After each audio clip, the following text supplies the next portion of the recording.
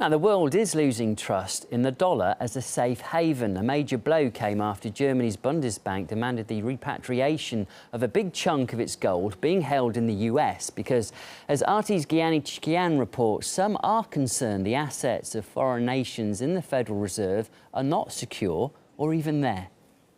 Behind these walls is one of the most secretive organizations in the world, the U.S. Federal Reserve. Whoever tries to audit them hits a wall. This place is impenetrable for audits.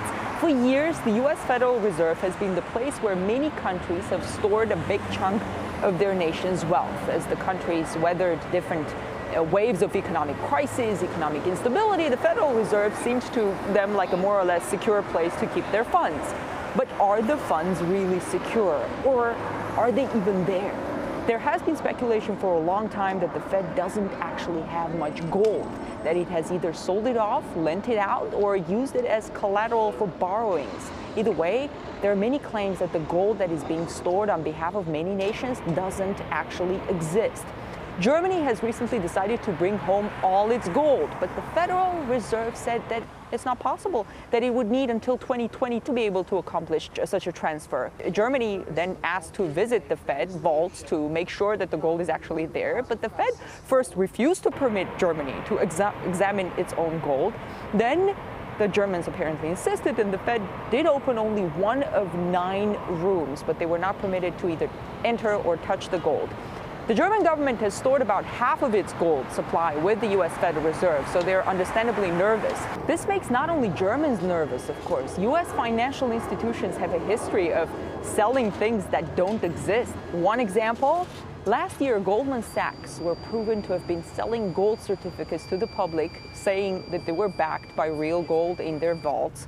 But the story leaked out that they, in fact, held no gold at all and were doing so-called fractional reserve gold banking on the basis that few people would want to claim their gold at any one time.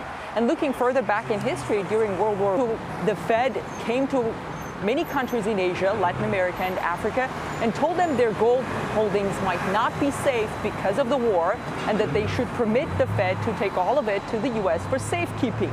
Many countries have done that, receiving Fed gold certificates in exchange. But when they later tried to cash in those certificates and reclaim their gold, they were told the certificates were fake, that they contained spelling and other mistakes, so on and so forth. And the Fed still has all that gold. The power of the U.S. Federal Reserve has grown dramatically, especially since the 1970s, when the U.S. cut the link between dollar and gold. That allowed the U.S. dollar to be bought and sold freely on the market.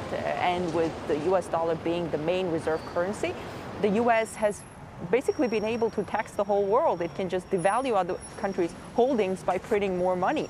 Now we see many countries trying to maneuver away from the U.S. dollar as the main reserve currency, and we see many central banks increasing their own gold reserves.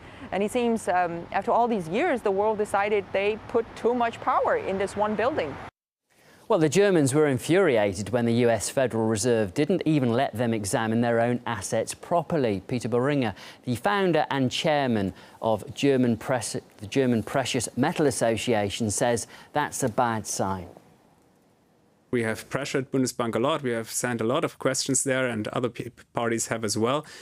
We have to know why they are not doing a proper audit, why they're not pressuring their partner central banks, especially the Fed, to do a proper audit. Why, if that's not possible for whatever reason, why they're not repatriating their gold.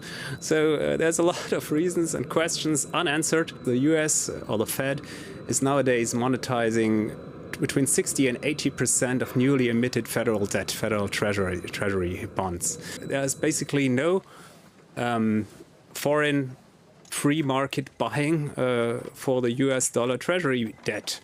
And that is bad news. It says something about the quality of the US dollar as a reserve currency. China and India will probably consume 2,300 tons together of gold this year, which is almost 100% of world mining production.